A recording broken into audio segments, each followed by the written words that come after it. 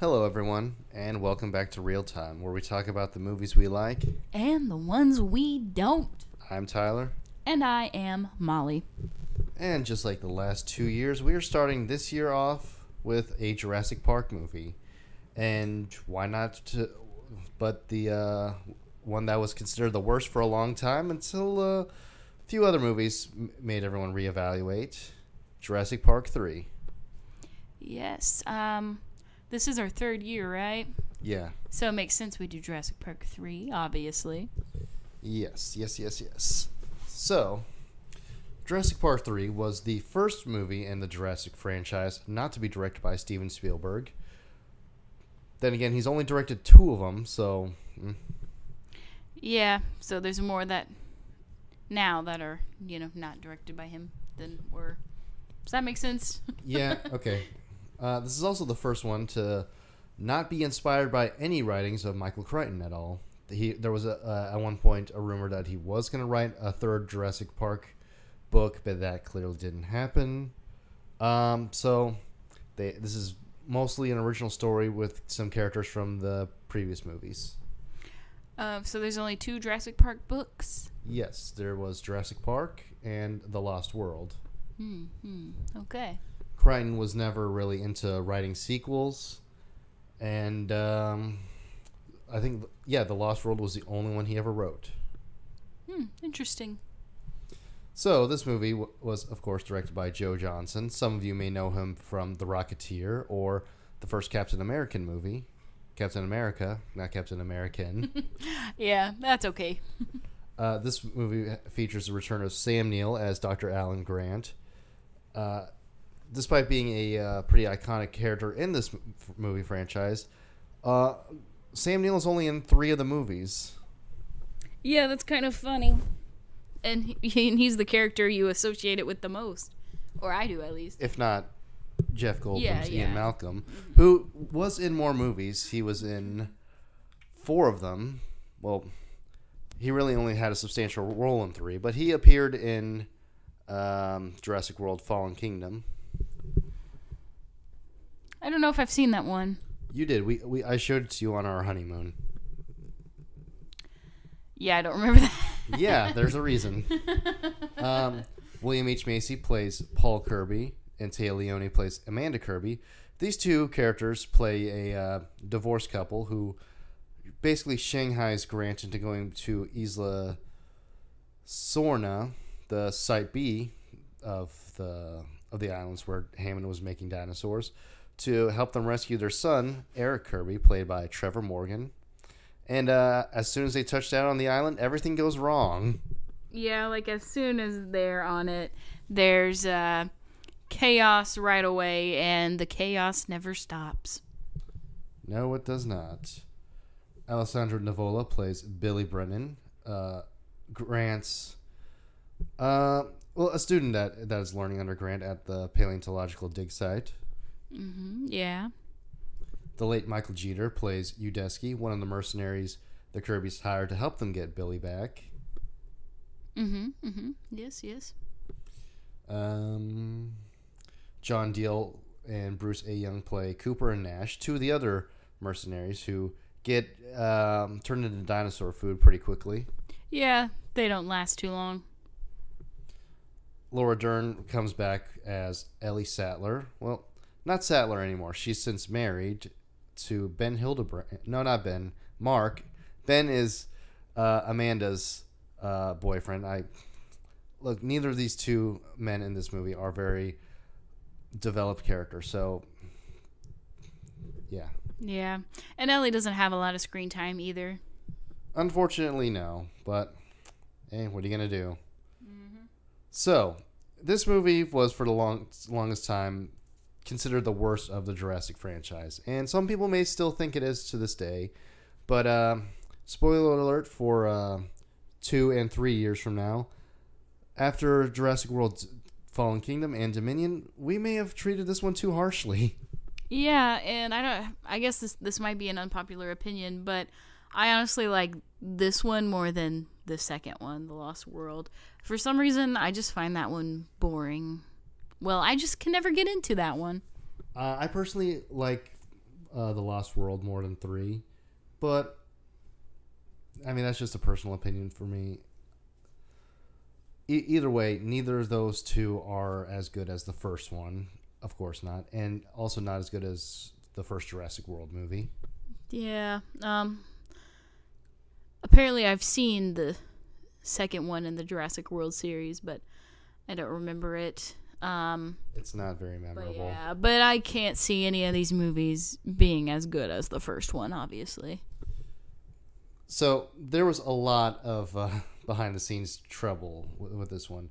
At different points, there were all sorts of different stories going on. At one point, Grant was going to be living in a treehouse on Isla Sorna, just learning about dinosaurs and all that. That got scrapped. At one point, Michael Crichton was supposed to write a book for it. That got scrapped, or it was never going to happen in the first place. At one point, the movie was going to be about a group of teens being stranded on the island, but eventually it was described as friends with dinosaurs, so they dropped it because they realized that's a bad idea. Although, to be fair, eventually the Netflix animated series Jurassic World Camp Cretaceous did something similar, but that show is actually not bad. It seems like a bad idea for that movie, though, yeah. At another point, all these different actors were cast in this movie as completely different characters, but they scrapped that story entirely, and they had to rewrite the movie 5 weeks before they started filming. So after all of this trouble, we're lucky. I mean, this movie is lucky to be as watchable as it is. Yeah, sounds like they had a lot of problems with figuring out what it was supposed to be. Apparently, this is Sam Neill's favorite Jurassic Park movie. This is supposed to be his favorite of the series because he really liked making it. Maybe he just had fun because it's definitely not as good as the first one. Yeah, that is pretty much all his reason. He enjoyed making it. Yeah, I can see that. He probably just had a good time. Yeah. Which Alessandro Nivola had he didn't like making this movie. He didn't like his character or any of the things that was going on. But Sam Neill helped him get through it, in part due to him playing Beach Boys songs on the ukulele while they were just hanging out. Sounds like a good time. Yeah. So this and all of this behind the scenes trouble is not even getting into what happens on screen, because look, I will defend this movie, but there are some things that I just can't. For one, some of these characters are just annoying. Okay, Billy he has some interesting ideas here. Like at one point, he tries to steal raptor eggs to bring back so that they can use them to fund more, so they can fund their dig. That's an interesting thing to put in the movie, but it doesn't really develop much past that.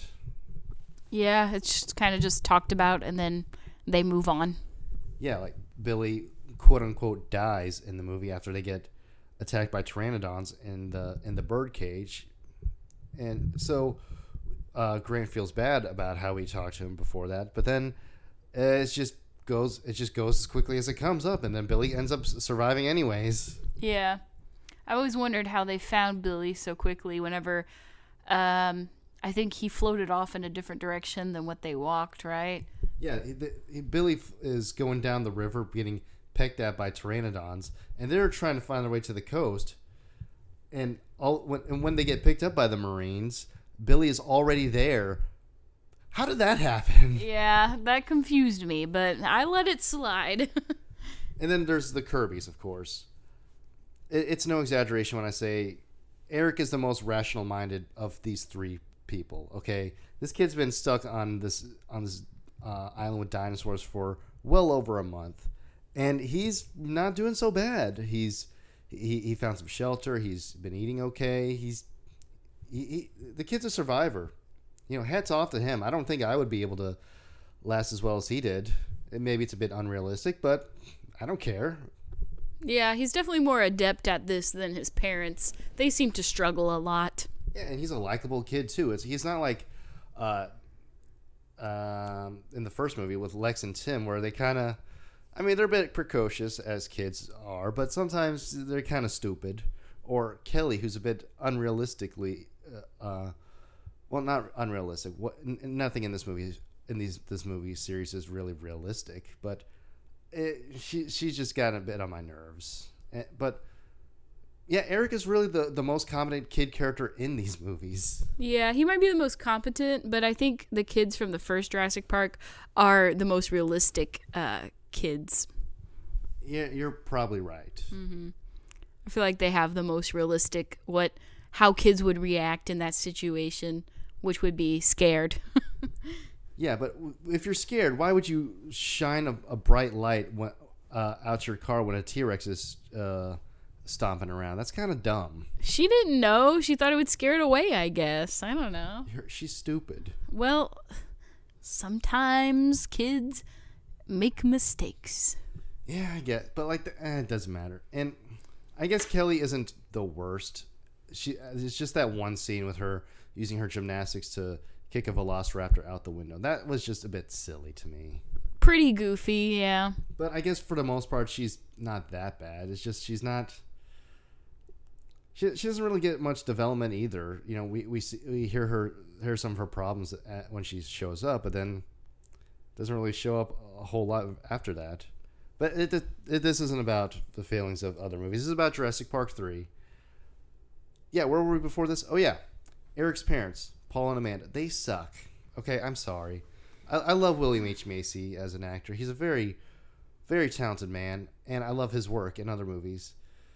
And he admitted that he just took this role because he thought it'd be fun. Yeah, they're definitely not my favorite characters. They're pretty annoying, I think. Like, every 5 minutes, they keep shouting for their son, and then they get told that that's a bad idea. But then they do it again in another 5 minutes. It's like, what are you people doing? Yeah, and something always bad happens whenever they do it, and they just don't understand their lesson of not shouting. I mean, Paul, admittedly, is a little bit more rational-minded than Amanda, because even he tells her at certain points, like, what's the point of bringing these experts if we're not going to listen to them? Now, granted, he doesn't listen very much either, but it's the thought that counts. Yeah, it is. I mean, the other characters in the movie aren't bad. They're just not really too memorable. Like I said, Billy's okay. There's some decent ideas going on with his character, but they don't do a whole lot with him. The mercenaries are fine, I guess. I mean, I love seeing Michael Jeter and things. Yeah. I'm just fine, I'd say, yeah. It was nice seeing Ellie again, and of course, Sam Neill is awesome as Grant, of course. So I'm always happy to see him back. Yeah, he's always a welcome sight. But yeah, I will say that this is not the worst in the franchise, but it's not the best one either by any means.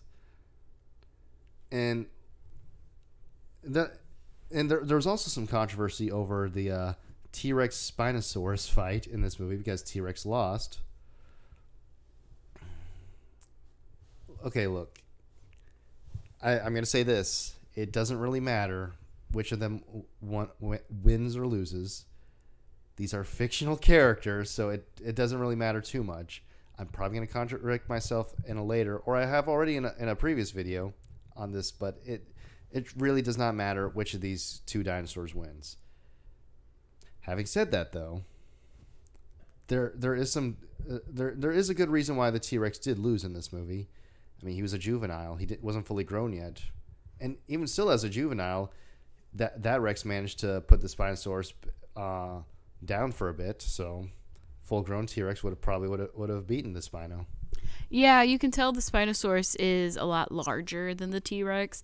So I was not surprised when the T-Rex died. And also, supplemental material has come out that suggested that the Spinosaurus in this movie was a genetic experiment that Dr. Wu created when he was trying to build a hybrid dinosaur.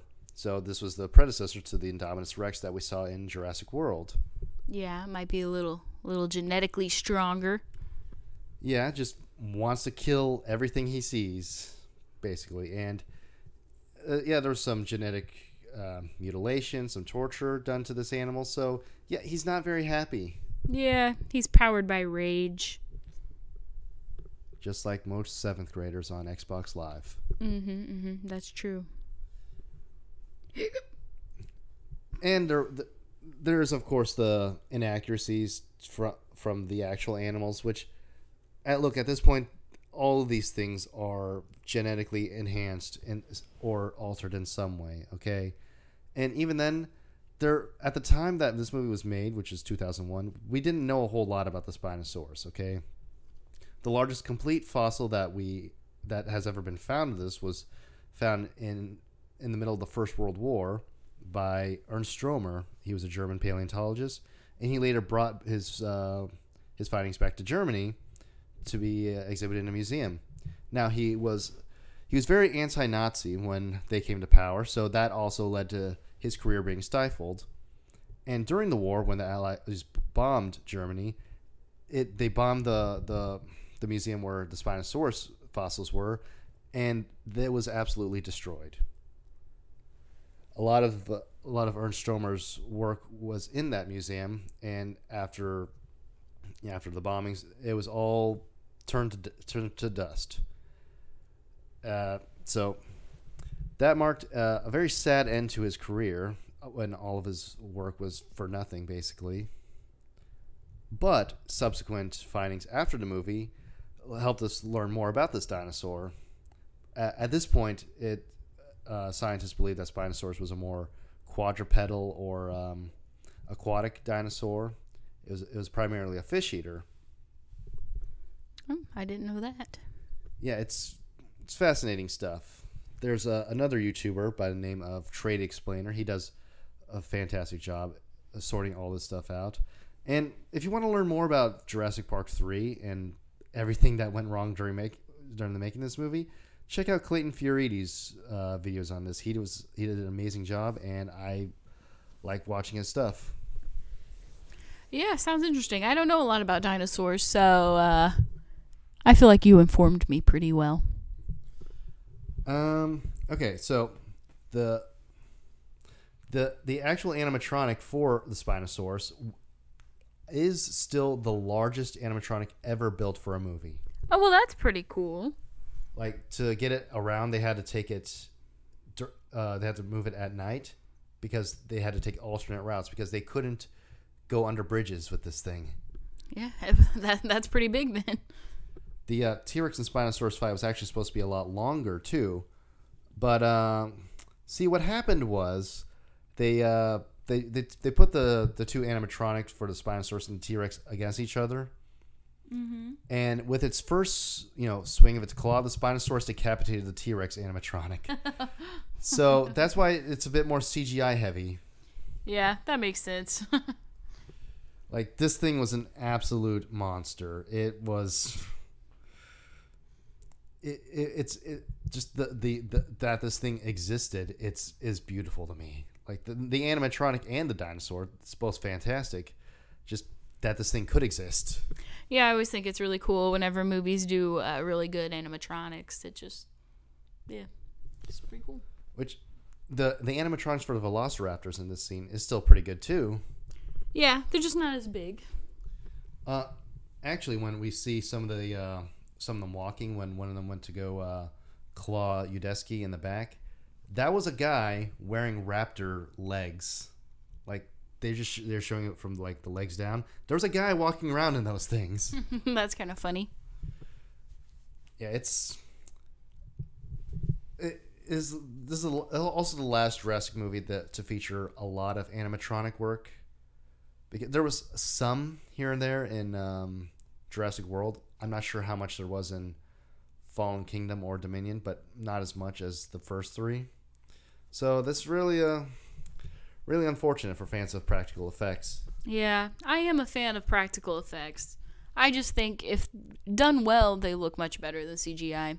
even done poorly, there's still a charm to them. Whereas bad CGI just looks disgusting. Yeah. There's just not as much magic to CGI, I think. Yeah, like take for instance the scene in the first Terminator movie where the Terminator is fixing himself in his hotel room.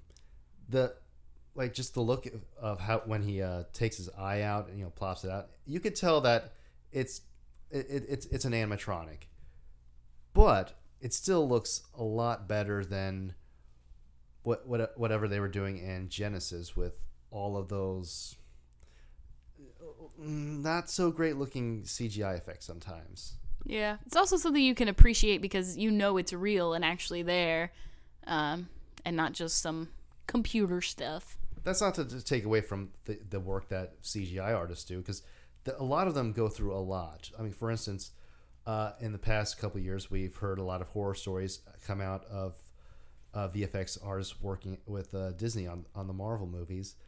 A lot of last-minute cuts, a lot of poor treatment from Disney. So it's not all sunshine and rainbows for them either. Yeah, and I'm not saying I don't like CGI. There are some really, really cool and good CGI effects. It's just I personally prefer practical effects. As do I. So I think it's kind of lackluster to say who our favorite character from this one is. It's obviously Grant. Obviously. But what was your favorite scene? I